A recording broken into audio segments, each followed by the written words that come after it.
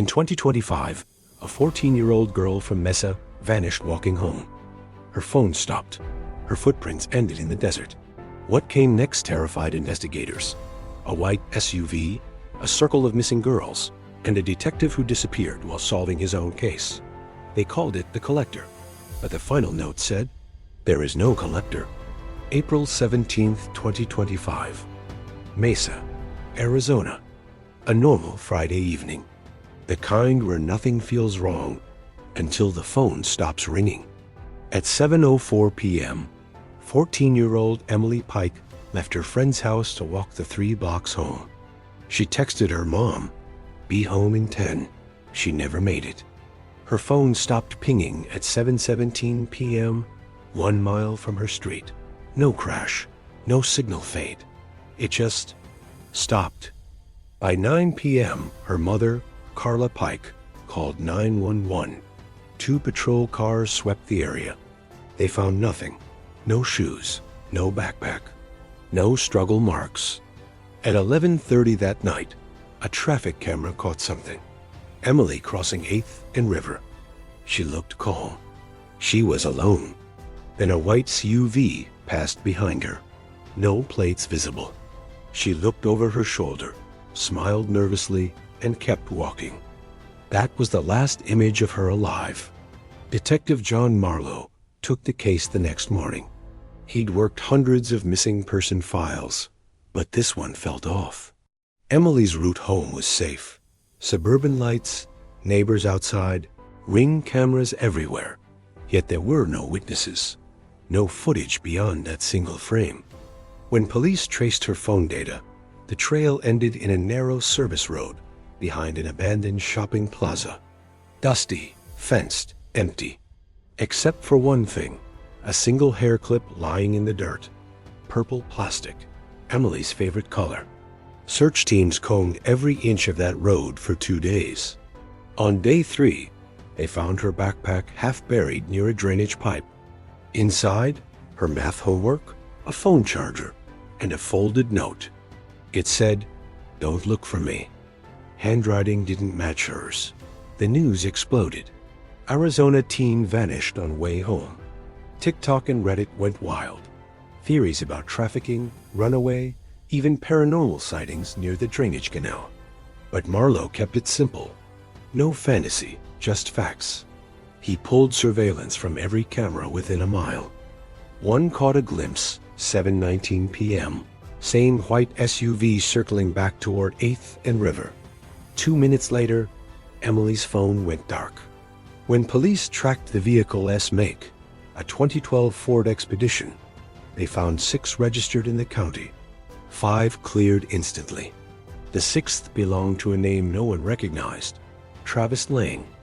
Rental address listed as a storage unit outside Mesa.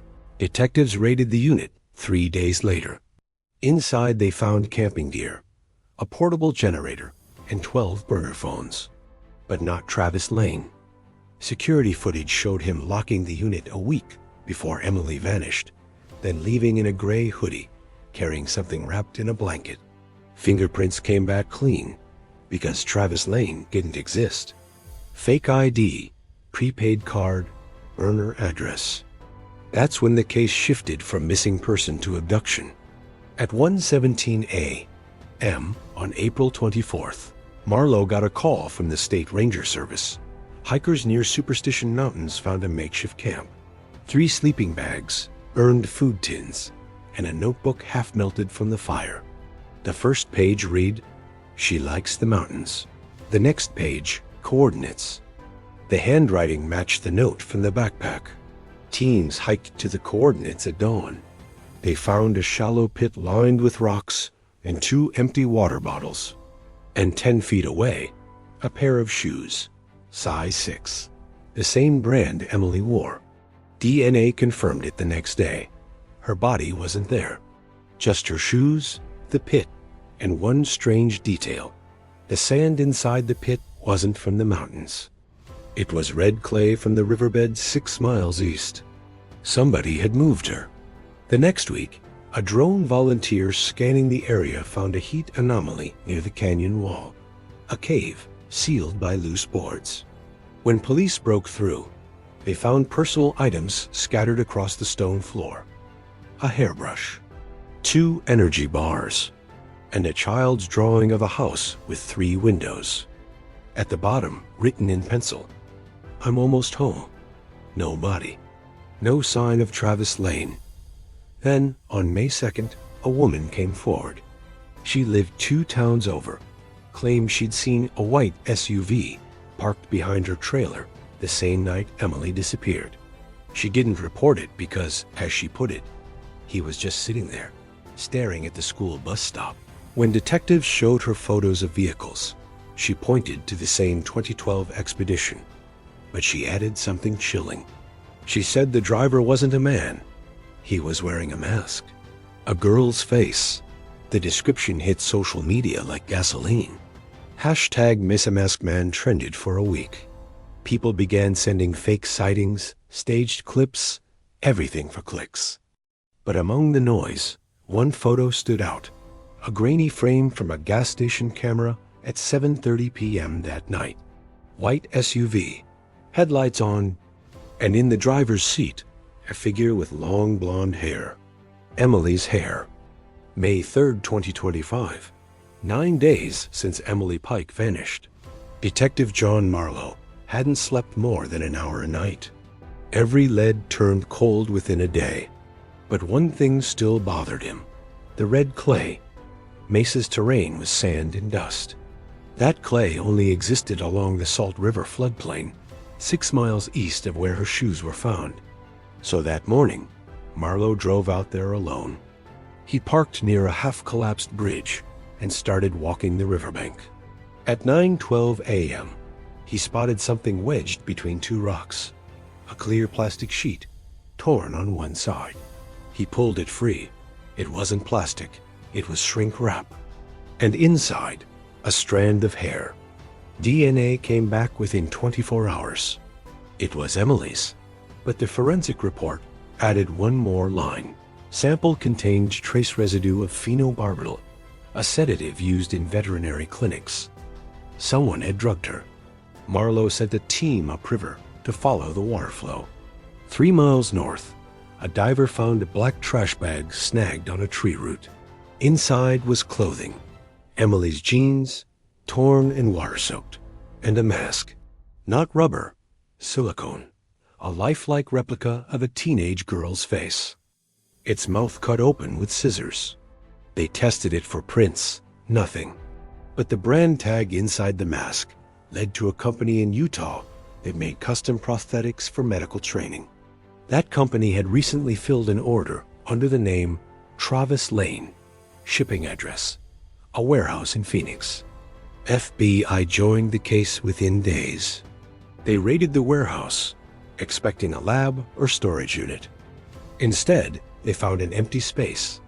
Walls painted black, security cameras smashed, the air thick with disinfectant. Only one thing left behind, a message written across the floor in chalk. It's not him. For the next week, every agency from Phoenix to Tucson was on alert. Amber alerts went out statewide. But the case kept twisting. On May 11th, a fisherman at the Salt River found a duffel bag floating near the dam. Inside were bones, small, fragile.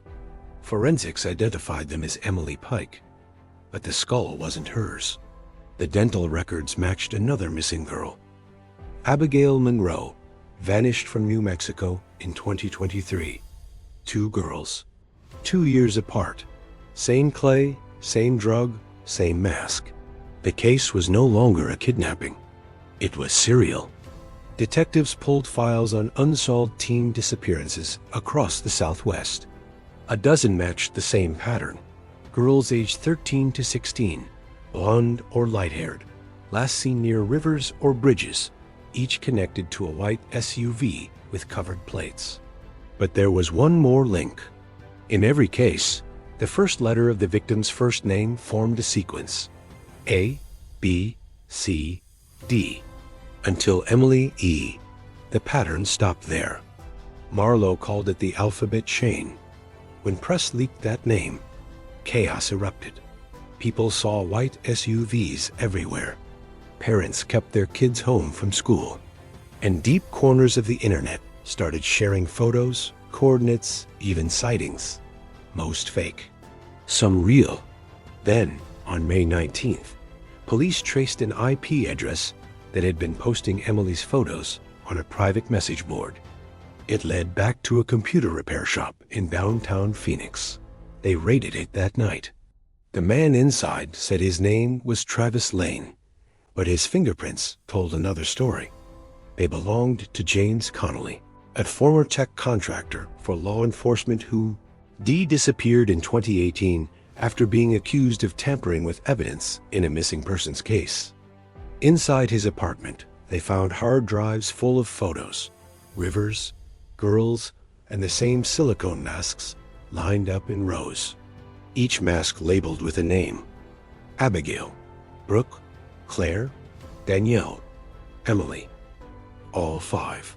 Connolly didn't resist arrest. He just kept asking one question: "Have you checked the water?" When questioned, he said he didn't kill anyone. He said he was rescuing them from the pattern. He told detectives there was someone else, a man he called the Collector. According to him, the Collector was the one choosing the girls. He described him as quiet, polite, and obsessed with symmetry. He said the Collector wanted to rebuild the circle. Investigators thought he was delusional until they searched his van. Inside, under a tarp, they found 6 sealed barrels filled with river clay, each barrel labeled with a letter, a through F, the 6th one unopened. When they opened it, there was no body, just a set of folded clothes, a phone battery, and another note: "She's home now." They ran forensics on the handwriting. It matched none of Connolly's. It matched someone else, a former officer who had vanished from Mesa in 2019. His name, Detective Jon Marlow, the same man investigating the case. May 24th, 2025. Phoenix PD's basement lab glowed blue under fluorescent light. 6 barrels, 6 letters, and one question no one could answer: why Marlow's handwriting? FBI agent Rachel Gaines reopened his personnel file. Jon Marlow had been reported missing 4 days earlier. He told colleagues he was taking a night drive to clear his head. He never came back. His badge, sidearm, and notepad were still on his desk. No one noticed the missing evidence key from locker 14. That key opened the seized barrel storage. Security footage from 3 a.m. showed a man entering the evidence room wearing a hoodie, face hidden, but the posture, the limp, was unmistakable. Jon Marlow. He loaded 1 barrel into a cart, rolled it out the back door, and drove away in an unmarked sedan. That was the last time anyone saw him alive. Inside the barrel he took, letter F unopened. 2 days later, hikers found the sedan near Roosevelt Lake, half submerged. Inside, a phone, the same chalk used to write, "It's not him," and a map of Arizona with 6 red pins forming a perfect circle. In the center of the circle, Mesa. Rachel stared at the map for hours until she realized something chilling. Each pin aligned with the exact location where the girls had disappeared. The circle wasn't random. It was ritual geometry. At dawn, the Bureau dispatched drones to scan the coordinates. At the northern point, near an abandoned power station, thermal cameras caught a faint heat signature underground. Teams dug for 6 hours before hitting steel. A hatch. When they opened it, the smell hit first: rust, dust, and something chemical. A staircase spiraled downward into darkness. At the bottom, a concrete chamber. 6 chairs bolted in a ring. On each chair, a silicone mask. 5 labeled with the girls' names, the 6th blank. And in the center of the ring, a projector. It clicked on by itself the moment the lights hit. Static, then footage. Emily Pike's face appeared on screen. She was alive, or had been. She was sitting in the same room, whispering, "He says we'll be perfect soon." The feed cut to black. Then text flashed across the frame. Letter G. Back at HQ, Rachel pulled the old case archives again.